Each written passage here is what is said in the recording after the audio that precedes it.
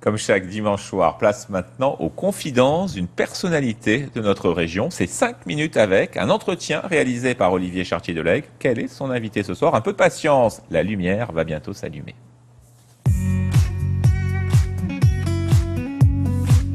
Bonsoir, peu d'entre vous connaissent son visage, mais depuis 30 ans, ses dessins ont été publiés dans des dizaines de journaux en France et à l'étranger.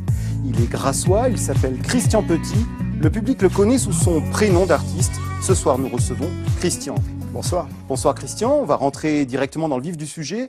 Vous allez nous montrer des dessins que vous avez apportés avec vous ce soir dans notre studio. Oui, quelques-uns. Et ce tout premier qui symbolise bien mon style, c'est un dessin que j'ai fait juste après les attentats de Charlie. J'y ai perdu pas mal d'amis. C'est un dessin que j'ai fait en pleurs et qui justement montre qu'avec quelques traits et vraiment beaucoup de simplicité, on peut faire passer tout un message. Alors dans un genre tout à fait différent, un deuxième dessin.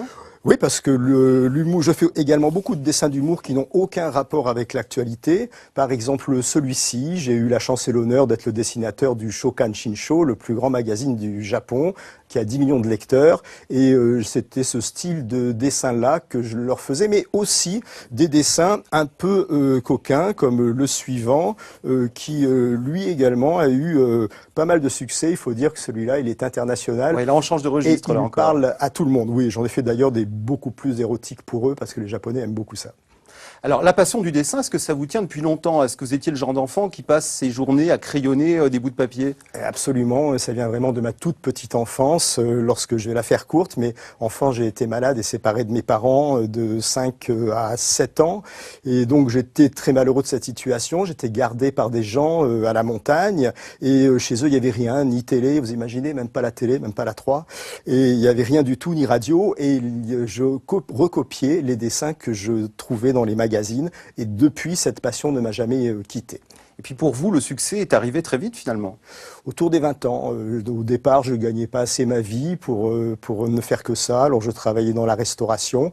Et puis ensuite, assez vite, effectivement, vers 22-23 ans, je suis d'ailleurs rentré à France 3 Côte d'Azur. J'ai travaillé pendant 14 ans au journal télévisé, à Nice Matin, au Parisien, au Dauphiné. Enfin, pas mal de titres ont suivi. Alors malgré ce parcours brillant, vous vous dites sans cesse taraudé par le doute.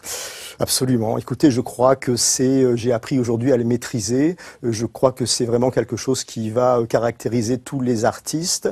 Je suis absolument terrifié lorsque je vais dans une exposition où il y a mes œuvres à côté de celles de mes collègues. Je trouve que le plus mauvais c'est moi, toujours. Mais j'ai appris à maîtriser ça.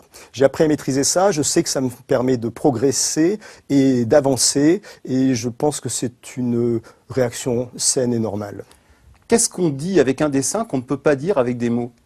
Beaucoup de choses, comme avec une photo. C'est vrai que déjà le dessin va prêter à interprétation, donc on peut aller plus loin, chacun va l'interpréter comme il veut, et on peut se permettre beaucoup plus de choses. C'est entendu, les rédacteurs en chef l'admettent, on peut aller plus loin avec un dessin qu'avec des mots, qu'avec des paroles. Alors, ces dessins, ils commentent l'époque en quelque sorte, mais qu'est-ce qu'ils disent de vous, l'homme qui tient le crayon?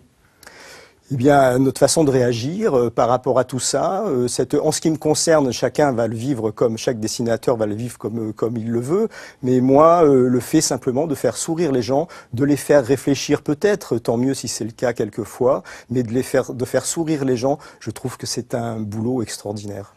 Alors vous avez une reconnaissance maintenant qui est très large, hein, même à l'international. Vous avez exposé en Colombie, vous exposez au Japon, vous exposez bientôt à New York.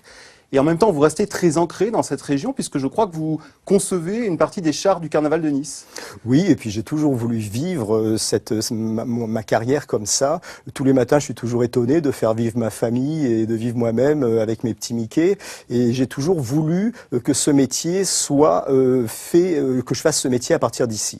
Et il m'arrive de séjourner, comme vous venez de le dire, un mois par an au Japon. Là, je pars à New York pour une expo. Mais j'ai besoin de cet ancrage ici. Et chaque fois que je suis dans l'avion et qu'on se pose à l'aéroport de Nice, je suis content de revenir. C'est le signe que je ne me suis pas trompé lorsque j'ai fait ce choix à 16 ans de venir vivre sur la Côte d'Azur. Ce soir, nous recevions Christian, un homme dont la tête est remplie de petits Mickey et aussi de grands dessins. Bonsoir. Bonsoir.